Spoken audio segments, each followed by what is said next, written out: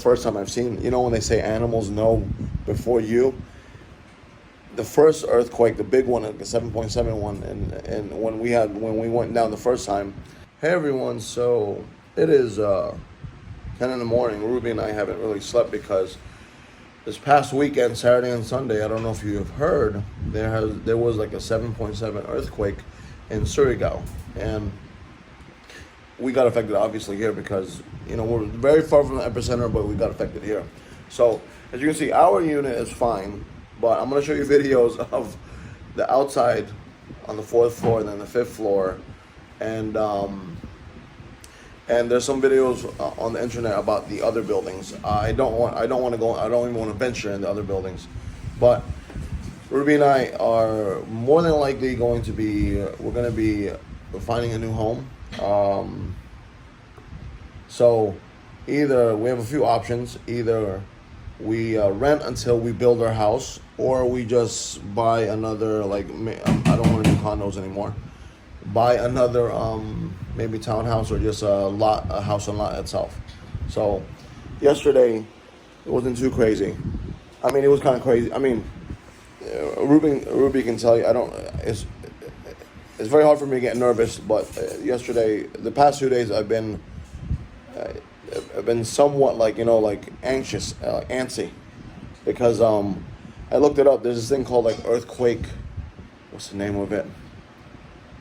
Earthquake. It's what you feel after an earthquake, right? Every step I take, it's like earthquake vertigo syndrome. That's what it's called. Every step I take, it feels like it's shaking. And it feels really weird, and sometimes I have to question my mind whether it's really happening or not. Like, case in point, the day after the earthquake, it was around what time was that, babe? 6 o'clock. Was it 6, 7 o'clock? 8 p.m. I was brushing my teeth, getting ready for bed. We're gonna get ready for bed because we've been tired climbing up these stairs because we live on the 7th floor here, and it started shaking, and I'm like, you know what, this is brain, relax, nothing's crazy, but literally it was shaking. So I think it was like a 6.7 earthquake that hit off the coast again, and luckily we have our stuff ready. So right here, see. So we made an emergency kit. So all our laptops, our tent, all our important documents are in that blue bag there. But it messed me up. It messed me up in a way where it's like, you know what? It's not really for me. It's for Ruby and and our dog here.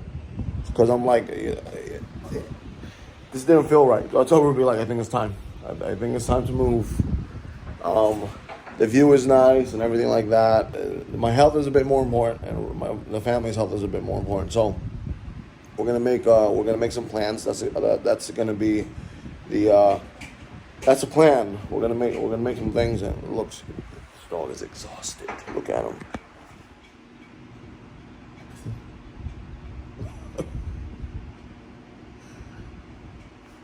First time I've seen, when they say animals know before you. The first earthquake, the big one, the 7.7 one, and when we went down the first time. After that, Aries was just whimpering, crying, and it kind of coincided with everything that came through. So now, when I look at him, when we're down, I see if he's happy. I see if he's jumping around. Because yesterday, the day, Saturday, he was he looked super stressed. Honestly, he looked super stressed, right? And he looked very stressed. And then I don't know if dogs go through the same vertigo, because he just threw up. And I know he rarely throws up. The kid rarely throws up. But yeah, I mean, how's my boy? How's my kid? How are you? Huh? It's okay. Take a nap. And yeah, it was constantly going back and forth. It was constant throughout the night until today. Now, I'm looking at a earthquake update website here in the Philippines, and literally every 10 minutes, it'll fluctuate from 1.8, 2.4. I'll show you some screenshots or some a thing here of this thing was like kept fluctuating. So I've never experienced that. I don't know if it's a common thing where earthquakes are always happening back to back to back, or tremors, or I don't know if you want to call. I don't know what you call them. The first time, I can tell you right now, the first time happened about, what time was that? Like 12 in the morning. 10:47. So I was sleeping already because I just came off from a really long week. I worked maybe like 36 hours straight, like about 36 hours straight, and I was just dead tired. When I woke up, when Ruby woke me up, and she said it took her some time to wake me up. So I was like, oh shit, I gotta get going now. So I sleep with no, like I just sleep with my underwear. So I was about to leave the house with no underwear, but then I was like, oh shit, I have no underwear. So then I had to go get that.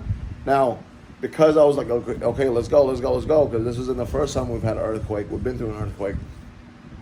But I realized I need to be more prepared next time. But yeah, Aries was nervous.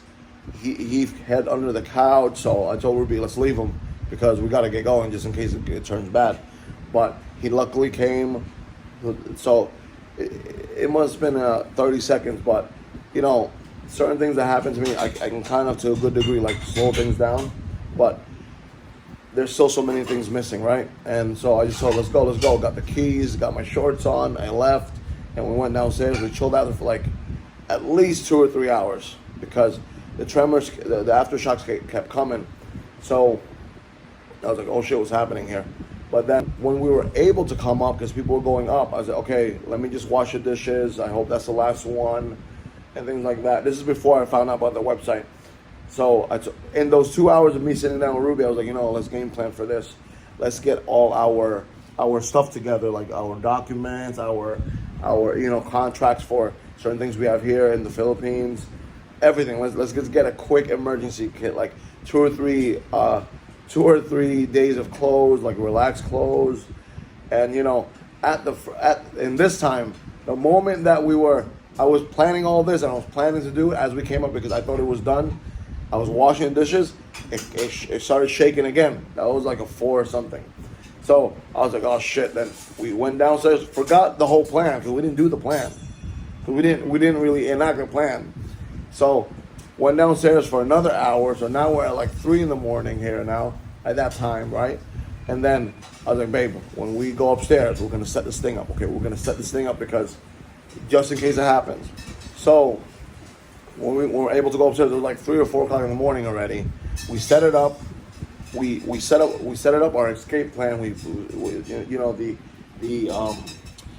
everything there that you see there, we set it up, put it in the corner, and just in case something were to happen again, just in case. And next day later, everything was fine. We went through a regular day, and about dinner time again, when I was brushing my teeth, back to me brushing my teeth, it started shaking again.